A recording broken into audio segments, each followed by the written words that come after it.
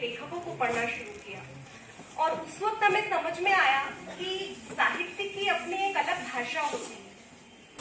वो भाषा जो हमें केवल वही पढ़ने के वक्त मालूम होती है, कुछ शब्दावली होती है, कुछ एक अलग पैटर्न होता है लिखा जाने का, अपनी बात कहने का, अपनी बात रखने का। तो तब हमें लगा कि अरे नहीं, लिखना उतना आसान नहीं होता, क्योंकि आपको आपकी बात अगर कहनी है तो आपके पास एक प्रॉपर वो वोकैबुलरी, वो तरीका होना चाहिए। तो एक बैरियर सा महसूस होने लगा कि हम यदि लिखना चाहें तो हमारे पास क्या कमी है जो हमारे पास नहीं था कि हम कर सकते। फिर थोड़ा बहुत कुछ इधर उधर लिखना शुरू किया और लकीली मतलब मैं पत्रिकाओं में लिखती रही, न्यूज़पेपर्स में भी लिखती रही, वहां तक भी थोड़ा बहुत चल जाता था। फिर लकीली मुझे मौका मिला एक ऑडियो प्लेटफॉर्म के लिए लिखने का। वहां पर मुझे एक लव स्टोरी लिखने के लिए कहा गया, तो बात फिर वहीं आकर अटक गई थी। मैंने बोला लिख लूंगी, थॉट मेरे पास है, आइडिया मेरे पास है, बट अगर आप लैंग्वेज की बात करेंगे, फिर भी जैसे तैसे करके एक आध एपिसोड मैंने लिख लिया। जब मैंने वहां पर दिया तो उन लोगों की पहली शिकायत मुझसे ये थी कि आपने कैसी लैंग्वेज में लिखा है, आपको अपनी लैंग्वेज पे काम करना होगा। मैंने फिर से पढ़ा, मुझे लगा नहीं, मैं जहाँ जितने सारी कम शब्द इसमें यूज कर सकती थी मैंने किए हैं। तो उन्होंने कहा नहीं, जब हम पॉडकास्ट में लेखन की बात करते हैं तो आपको वो बोलचाल वाली भाषा यूज करनी होगी जो आप बोलती हैं, जिस तरीके से आप अपनी बात को रखती हैं, वही तरीका आपके लिखने का होना चाहिए। और उस वक्त मुझे याद आया कि जब हम सब छोटे थे तो हमारी दादी नानी हमें कहानियां सुनाती थी। तो जब वो कहानियां सुनाती थी ना, तो वो उनके जो बोलने का टोन होता था, वो यदि वो मैं डरावनी कहानियां सुना रही है तो उस हिसाब से उनका टोन होता था। कोई धार्मिक कथा होती थी तो उस हिसाब से उनका टोन होता था, आवाज का उतार चढ़ाव होता था, बोलने का एक अलग तरीका होता था। वही चीज हमें पॉडकास्ट लेखन में ध्यान रखने के लिए कही गई।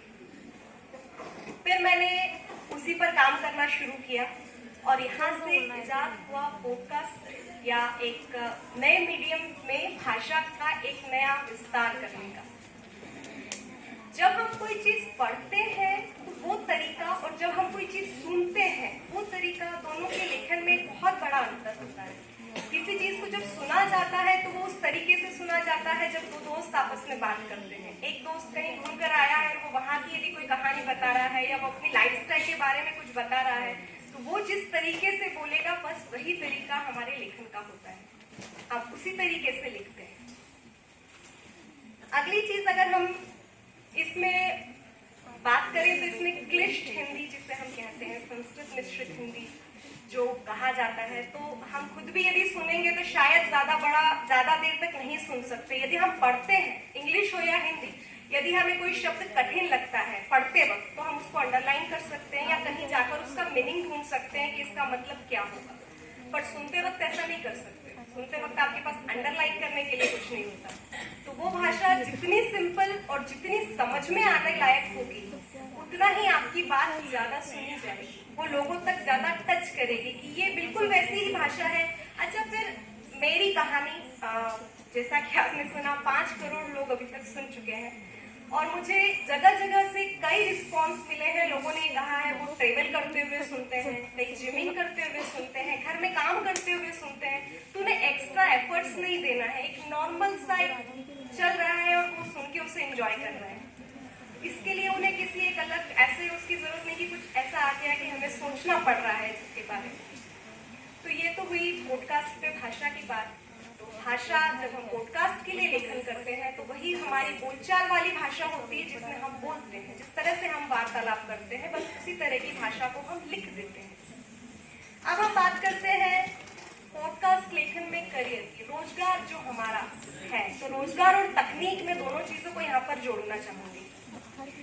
आज हमारे पास ऑलमोस्ट 7,50,000 के अराउंड पॉडकास्ट एपिसोड्स चल रहे हैं ऑल ओवर वर्ल्ड, जो कि 100 डिफरेंट लैंग्वेजेस में है। आप मोबाइल आपके हाथ में है, आप देखिए इतने सारे आपको ऐप अवेलेबल होंगे जिन पर पॉडकास्ट टेलीकास्ट होता है। कुछ है स्पॉटिफाई हो गया, पॉकेट एफएम हो गया, ऑडिबल हो गया, स्टोरी टेल हो गया। ये सारे वो प्लेटफॉर्म्स हैं जो आपको ऑडियो बुक या पॉडकास्ट प्रोवाइड करवाते हैं। इसके अलावा गूगल का अपना एक कोडबिन करके भी ऑडियो ब्लॉग का एक ऐप है, जिस पर आप सिर्फ स्टोरी नहीं, जो भी आपके मन में, आप मोटिवेशनल कुछ यदि कहना चाहते हैं तो उस पे कह सकते हैं, आप ट्रेवलॉजी के बारे में कहना चाहते हैं तो उस पे कह सकते हैं, आप अपना और कोई विचार, कोई अनुभव, कुछ भी उस पे साझा करना चाहते हैं, आप कह सकते हैं। यहाँ ध्यान में रखने की फिर से वही बात है कि आपकी कही जाने वाली बात इतनी साधारण और सरल भाषा में हो कि वो सामने वाले तक पहुंचे। दूसरा, जो भी कंटेंट आप प्रोवाइड कर रहे हैं वो इतना इंटरेस्टिंग और इतना दमदार होना चाहिए कि सामने वाला उसे छोड़ नहीं सके, उसे वो सुनने के लिए मजबूर हो जाए। तो आपका कंटेंट और भाषा, इन दो चीजों का आपको ध्यान रखना है। पॉडकास्ट में आप यदि करियर की बात करते हैं तो आप एक राइटर तो हो ही सकते हैं, जैसा मैंने आपको बताया। आप बहुत सारे डिफरेंट काइंड्स के वे में आप लिख सकते हैं।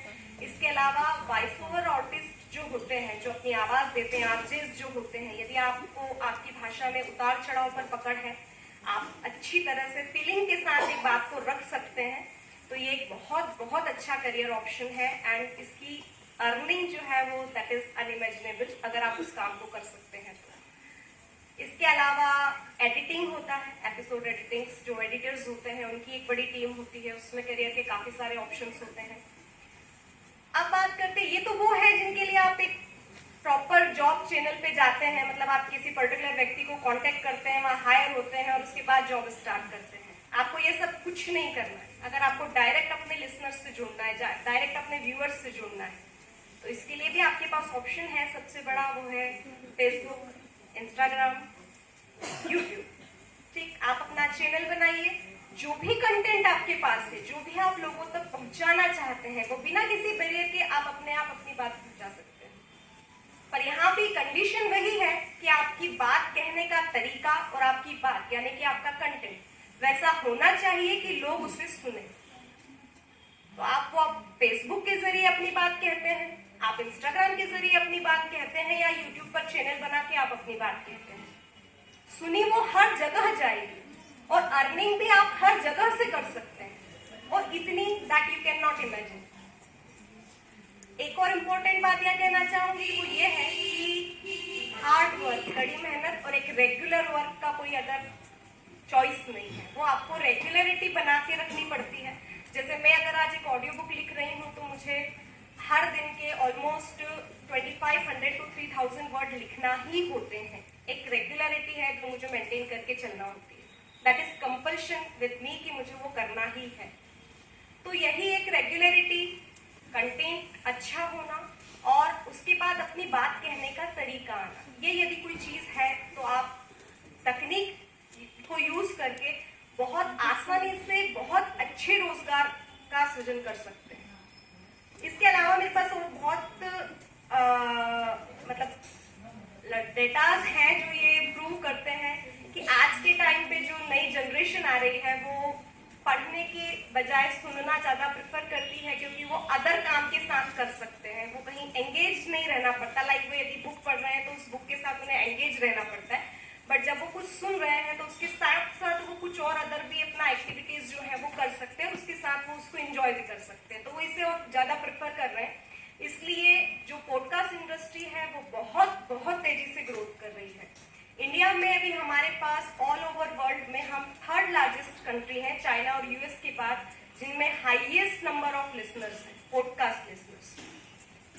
तो यदि लिसनर्स बढ़ रहे हैं तो जो उस पर काम करने वाले हैं वो भी बढ़ रहे हैं, और बल्कि कम है, बढ़ना चाहिए। तो जो लोग इससे रिलेटेड यदि कुछ काम करना चाहते हैं तो उनके लिए ये बेस्ट टाइम है कि वो इसमें आगे बढ़कर अपना कुछ कर सकते हैं।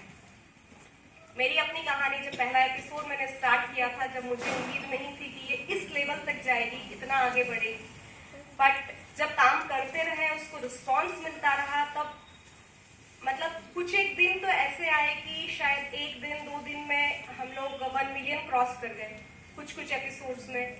यूट्यूब चैनल हमारा जो 6 मंथ में जनरली मोनेटाइज होता है, हम लोगों को 9-10 महीने में हम 9-10 घंटे में हम लोग मोनेटाइज हो गए।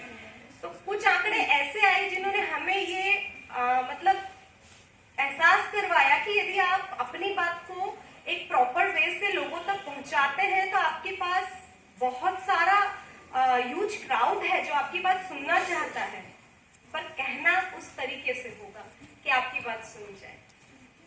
फिर से एक बार आप सभी को धन्यवाद देना चाहूंगी मुझे सुनने के लिए, और